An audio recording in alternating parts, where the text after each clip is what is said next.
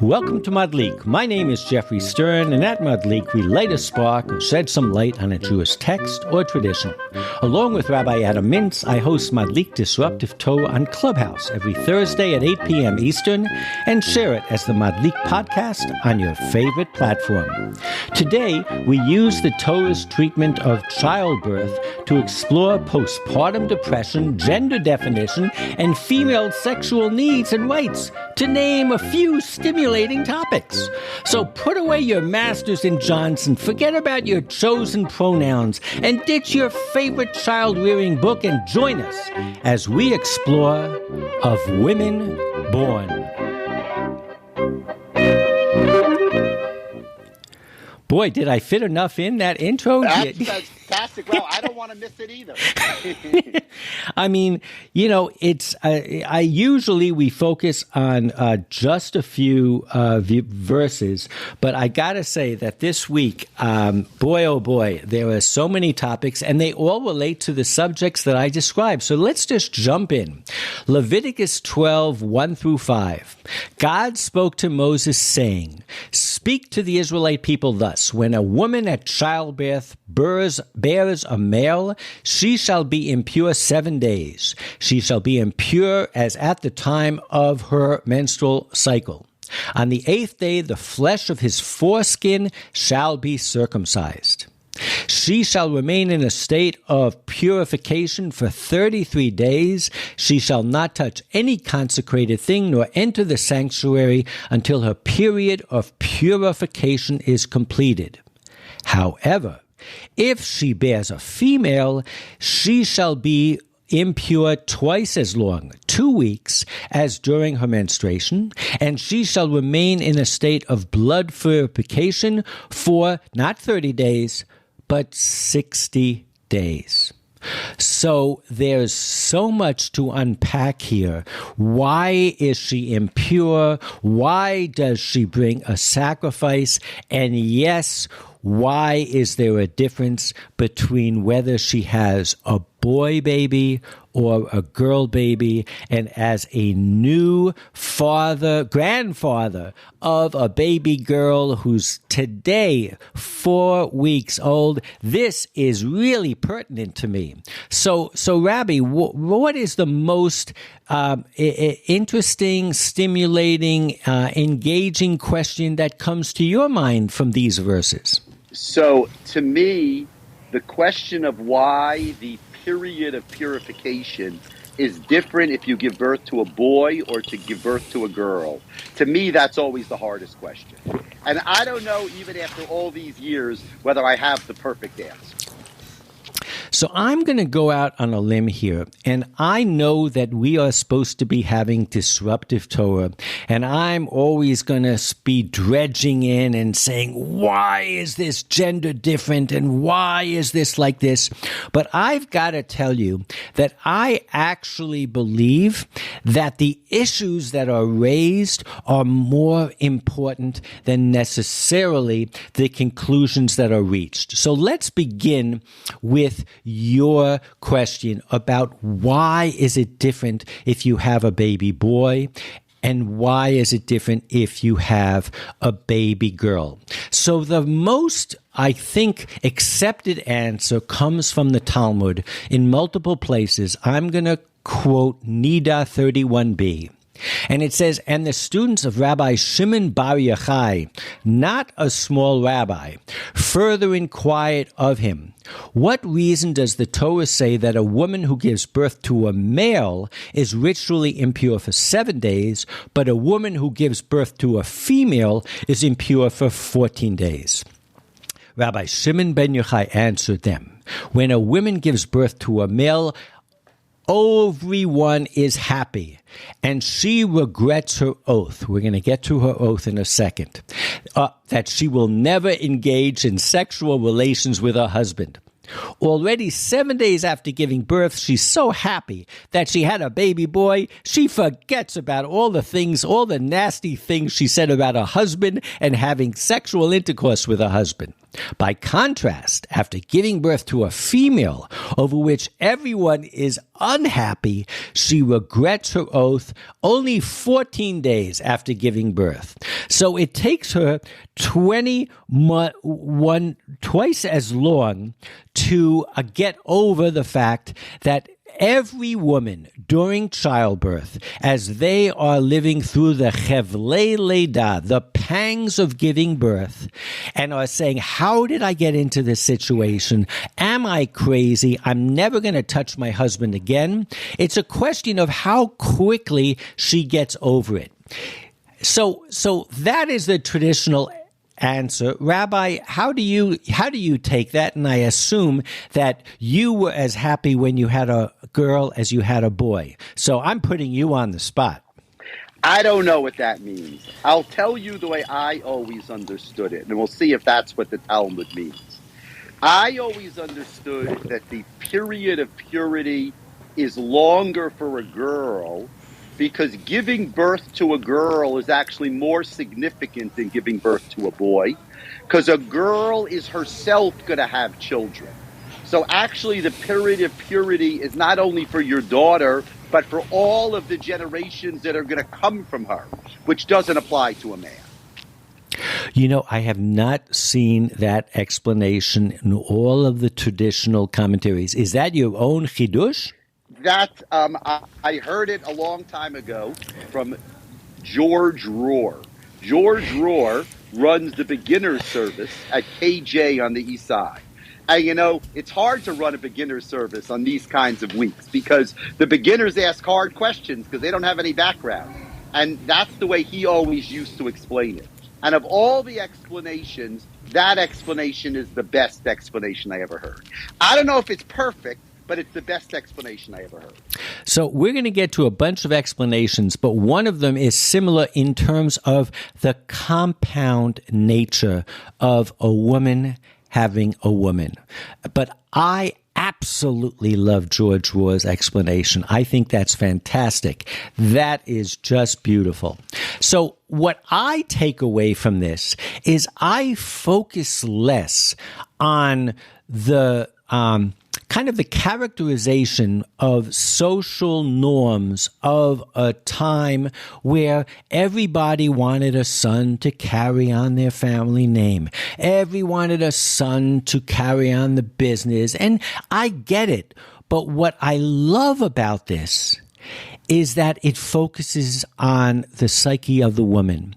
And it focuses on the fact that having a baby is a major milestone, and that psychologically it is difficult for the woman. I've been preaching since the beginning of Leviticus that the sacrifices are made to help us deal with pain, with pleasure, with joy, with thanks. And if this isn't a case study in a sacrifice being created to deal with postpartum, with giving birth, you've been carrying this child inside. The pain of giving birth is traumatic. And here the Torah is distinguishing between nuances. Forget about the gender issue. I just love the fact that it's focused on you got to deal with different people in different ways. And then you talk about, again, and it engenders an explanation like George Rohr gave, which is, yes, I'm giving birth to a woman who is going to go through this. I just love it.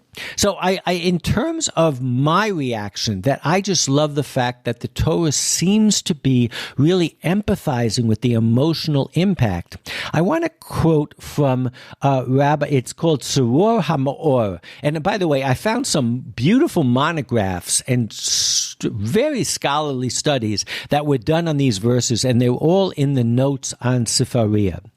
But oh, wow. If you look at his, he goes into this his birth pang things, and he uses words like God Hayodea Halavavot, who knows the souls of people.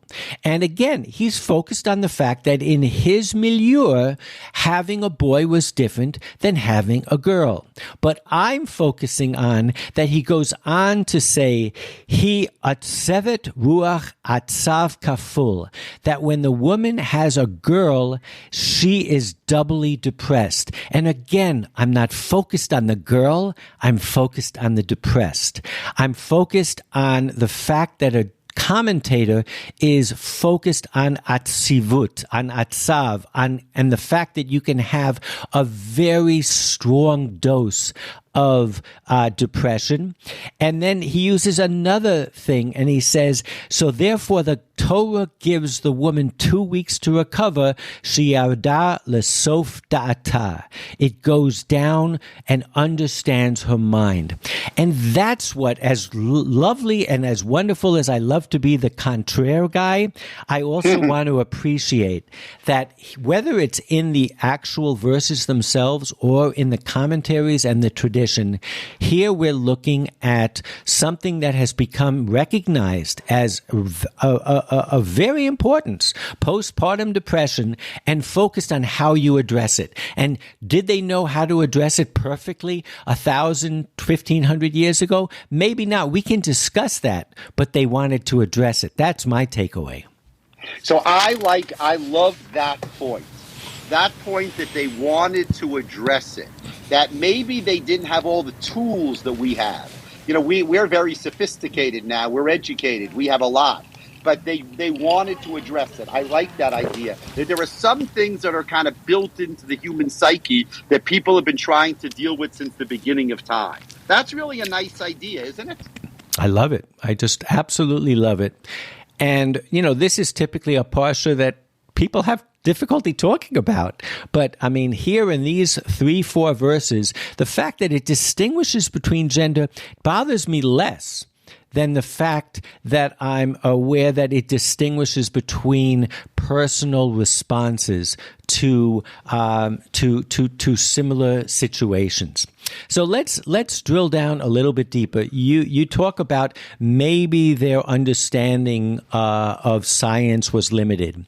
So in some of the monographs that I quote, it's fascinating that there was a concept out there in Greek medicine, and it goes to Galen and it goes back to Hippocrates in the 5th century, that a female fetus takes longer to develop than a male.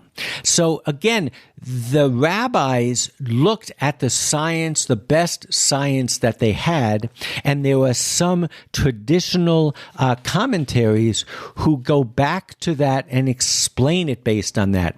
And the fact that they explain it means they were bothered by it too. And how great is that? That 1,500 years ago, there were rabbis who we all like to say are the patrimony and are, men writing for men, and they were concerned about why does the Torah distinguish between men and women. And again, it was based maybe on a false thing, and you can give any kind of commentary you want to why it would take longer for a female fetus to develop. But again, it was using the best science that they had and asking themselves, why is there this difference, which is based on the premise that men and female are equal. And I love that too. I love that too. I mean, that is interesting. Again, it doesn't really matter whether the Greek science is correct or not. The point is that they're addressing this topic, and I think that's great. But as we continue this discussion, and it's kind of like when you have a challenging problem like this, it's kind of like a Rorschach test. Every rabbi brings to the question his own baggage and his own perspective. So the most amazing monograph that I quote is based on a few rabbi scholars who, similar to what you quoted about George Rohr, talk about this is a compounded issue, meaning to say, why does a woman who gives birth to a woman need 2 weeks, and a woman who gives birth to a man only 1 week. And one of the answers that they give is that not only is she suffering, addressing, encompassing her own life, but she is addressing the life of the mother of all mothers, which is Eve, which is Chava. And it's very rare in Jewish tradition that we have reference to what the Christians call original sin and the fall. But if you all remember when we studied Genesis, the punishment that Eve was given, we know the punishment that Adam was given was that he had to work and toil by the sweat of his brow.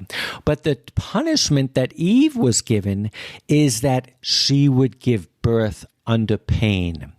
And so they hearken this back to the original sin, which again, you can interpret in all different ways. Have you ever heard of this kind of connection? And how does it resonate with you, Rabbi?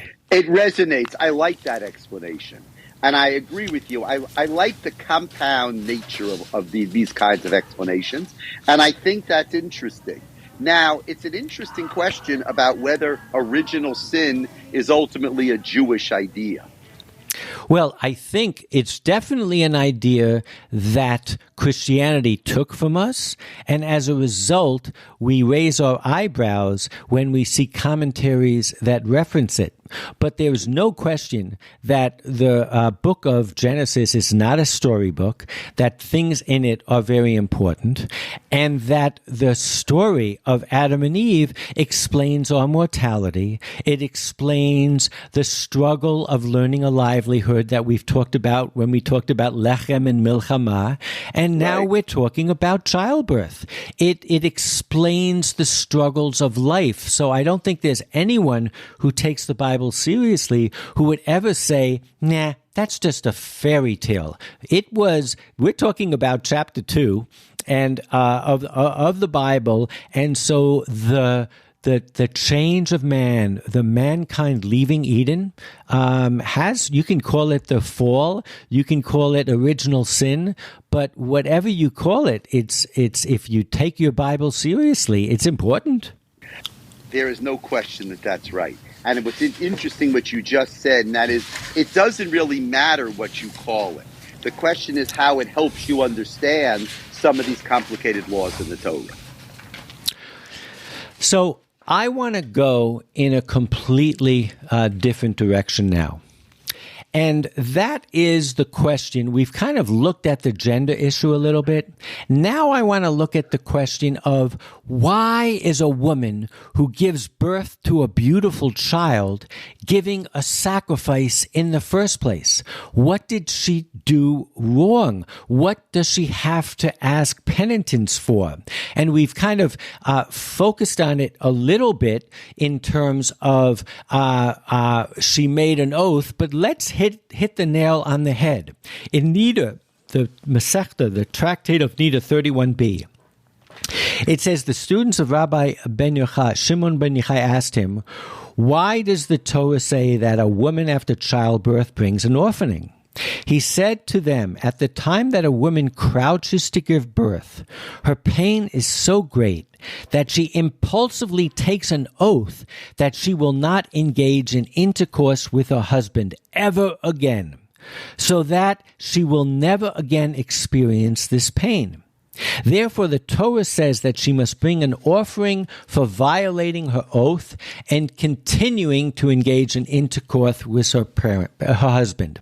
So now we're talking on a whole different level. We're starting to talk about marital relationships, and we are focused on the woman in terms of what she might say during the pangs, the struggle of childbirth to her husband. But before I ask for your opinion, I want to quote the flip side of this discussion, because the flip side is much more radical. What I just told you now, again, comes from the patrimony. The guy's upset. His wife won't touch him. She gave birth, and, he wants his conjugal rights. Here's what the Mishnah in Ketubot 61b says. With regard to one who vows that his wife may not derive benefit from marital relations with him, Beit Shammai says he may maintain this situation for up to 2 weeks, but beyond that he must divorce her and give her the payment for her marriage contract. Beit Hillel says he must divorce her if he continues beyond only 1 week. And the Gemara continues, where do they learn this from? Big surprise, from our verses. So now we're not talking about the husband's rights to conjugal rights. We're talking that any woman can say to her husband who wants to be either holier than thou, or he's not looking at her, he's not smiling at her, he's not caressing her. She can say, listen, buddy, the verse that we just quoted from Vayikra, whether you go like Beit Shammai or Beit Hillel, it's 1 or 2 weeks, and if you can't fulfill my sexual desires, I have a right to divorce you, and you have to make full payment. How many documents do we have that provide such a representation of women's rights to conjugal rights? Are you blown away like I am? Blown away. That's amazing. That's actually amazing.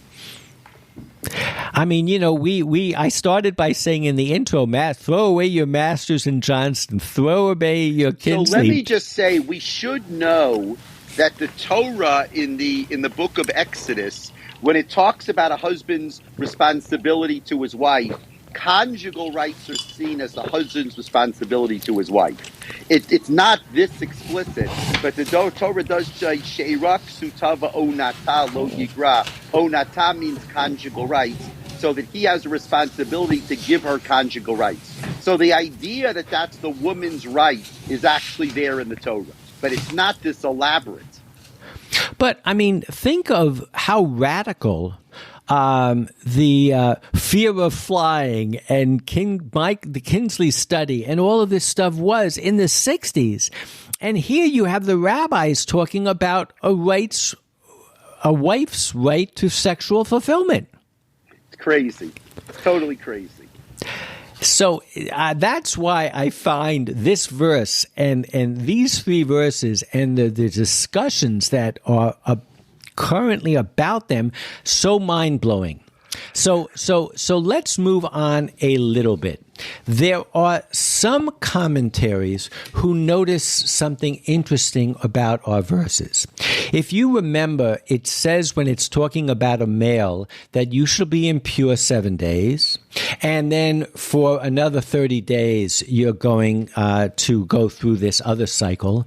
But in verse 3 it says, on the 8th day the flesh of his foreskin shall be circumcised. And that, of course, we all know is Brit Milah, is circumcision, and normally we take that to be something that relates to Abraham and it relates to a covenant, so forth and so on. But you don't have that parallel on the female side.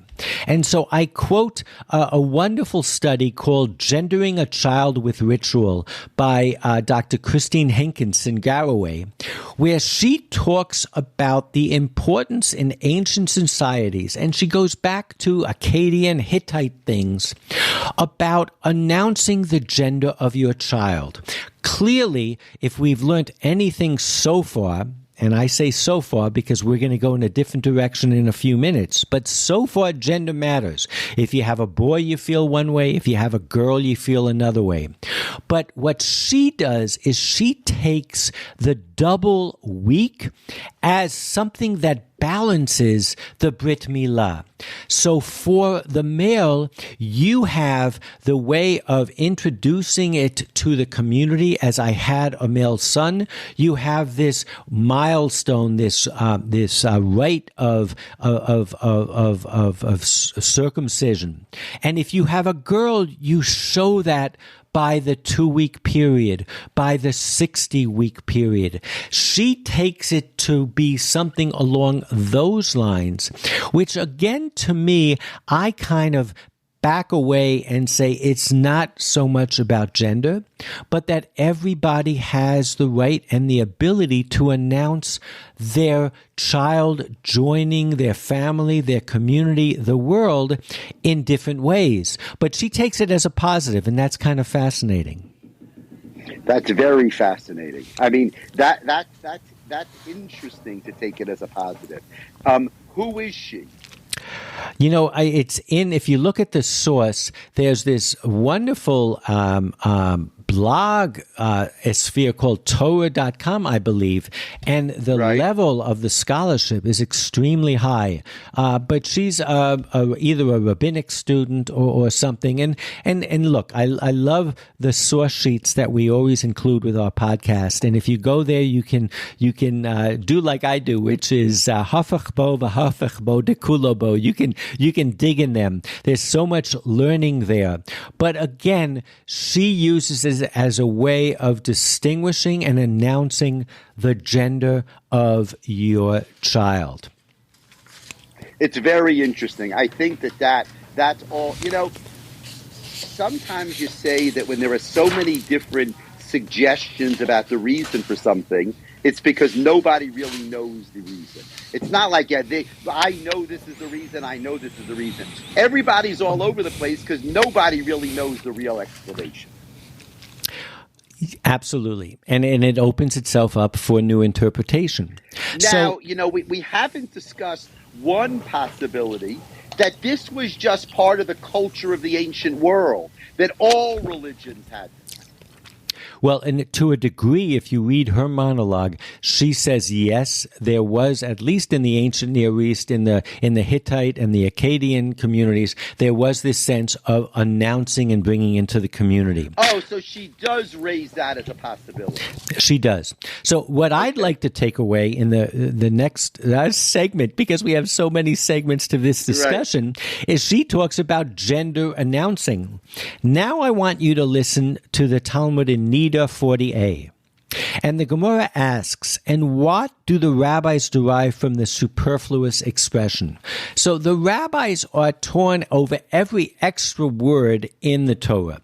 And if you notice, when I read about if a boy is born, it says the following. And then it says, and ve'im nekeva teled, and which means, and if a girl child is born, and all of the commentaries say, why doesn't it just say if it's a girl? Why does it have to say it was born?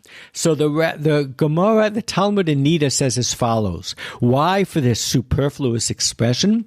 The Gemara answers, in their opinion, that expression is necessary to include the birth of a child whose sexual organs are indeterminate, which in the Talmud is called a tumtum, or a hermaphrodite, an androgynous, which has a child that has both sexual organs.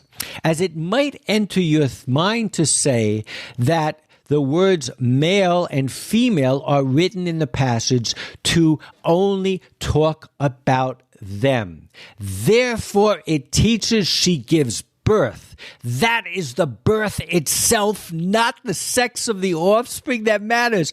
Are you kidding me? This sounds like, don't give me labels. If a child is born, I don't care what sex he is or she is. I don't know what term she's going to have. I mean, this verse blows me away. And bottom line, what it says is if you have a child whose sexual identity is in question, you do 2 weeks and you do 60 days. But we learn it from the fact that it is born. It's a child that is born. And it doesn't have to be male or female. I'm blown away. I love that. I mean, that is really amazing. I mean, they derive it in kind of classic rabbinic ways. But the message that it gives is such an amazing thing, isn't it? It is. And again, it's the way we moderns read it, because we can read it differently than either they meant it or that it's been read for 1,500 years. But right. I do believe that the way I just read it is true to the text. So I think where you read it is fantastic. I love that. So the last thing that I'm going to bring up is the question, and I called this discussion of woman born. And for those of you who know your Shakespeare, you know that at the beginning of Macbeth, he is told he will be killed by someone who was not of woman born. And of course, the punchline was that he was killed by someone who was born via cesarean and therefore was not of woman born. So the rabbis also bring that into the discussion, and they talk about, and I'm looking for the source that I found, where it says that from this we learn that if you are born from cesarean. We all know, those of us who have had cesarean births or children who have had cesarean births, you don't do, for instance, the redeeming it from the Kohen. You don't have, it wasn't literally Peter Rechem. It didn't open up the Rechem, but all other things that have to do with being a firstborn, whether being responsible or whatever, is still there. And the word that it uses for cesarean is yotze dofen. And today in modern Hebrew, when you say that something is yotze dofen, what you mean is it's exceptional. It doesn't. Right. It's out of the ordinary. It's out of the ordinary. And I just love the fact that everything that we've been teaching. So the Mishnah in Barachot 47b says, Rabbi Shimon says the first son is a firstborn with regard to inheritance if he is his father's first son. And then it goes on to say that, but if she bears a girl, again, they're focused on this extra word, teled, that the apparently superfluous term she bears serves to include a child born by cesarean section yotze dofen. So I would conclude by saying that these verses that have struggled and been difficult for many people, especially people that are very gender conscious, you can read them in a way that absolutely opens up our minds and makes us think yotze dofen, which is out of the box, and to explore things that obviously intrigued our forebears and continue to intrigue us today, but ultimately just love and admire the miracle of childbirth and everything that it means for us. I think that's beautiful. This was a great topic. Thank you so much. Enjoy this amazing topic, everybody. Have a happy Shabbat and a happy Rosh Chodesh. And we look forward to seeing you next week as we will tackle Mitzorah and get us ready closer for Passover. Be well, everybody. Shabbat Shalom to everybody. Shabbat Shalom. And I just want to say that tonight is the week of my father's Yortzeit. He passed away 5 years ago, Yehuda Leib ben David Shmuel, and this learning is dedicated to him and to Don LaBelle, who is my stepfather, who is an amazing person and was a very loving friend of my father. And it's dedicated to birth and the cycle of life. So Shabbat Shalom to everyone, and see you all next week. Shabbat Shalom, and we remember your father so fondly, and we look forward to many years of studying together in his memory. Thank you so much. Be well. Bye-bye.